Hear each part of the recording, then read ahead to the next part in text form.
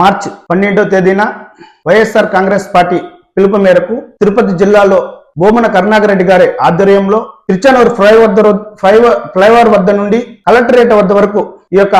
యువజన విద్యార్థి నిరుద్యోగులు మొత్తం కలిసి విద్యార్థి తల్లిదండ్రులతో కలిసి ఈ యొక్క ర్యాలీని చేపడుతున్నాం. ఈ ర్యాలీ ఎందువల్ల చేపడుతున్నామంటే ఈ రోజు కూటమి ప్రభుత్వం అధికారంలోకి వచ్చాక ఈ రోజు విద్యార్థులు గాని యువతను గాని అదే విధంగా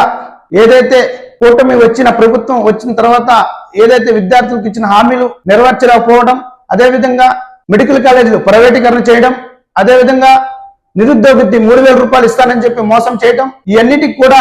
సరైన కూటమి ప్రభుత్వానికి బుద్ధి చెప్పాలని ఈ రోజు వైఎస్ఆర్ కాంగ్రెస్ పార్టీ యువత పోరు అనే కార్యక్రమాన్ని చేపడుతుంది. ఈ కార్యక్రమంలో ఈ రోజు తల్లిదండ్రులు కావచ్చు, విద్యార్థులు కావచ్చు, అనేక మంది పాల్గొని ఈ యొక్క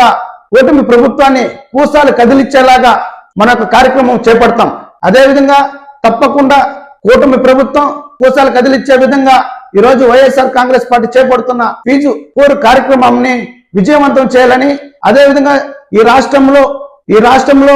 మొత్తం కూడా తిరుపతి జిల్లా వైపు చూసే విధంగా ఈ రోజు ఈ ఫీజు పోరు కార్యక్రమం అతి భారీగా ఈ రోజు తిరుపతి నుంచే ఉద్యమం స్టార్ట్ చేస్తున్నామని, ఈ ఉద్యమానికి తిరుపతి జిల్లాలో ఉన్న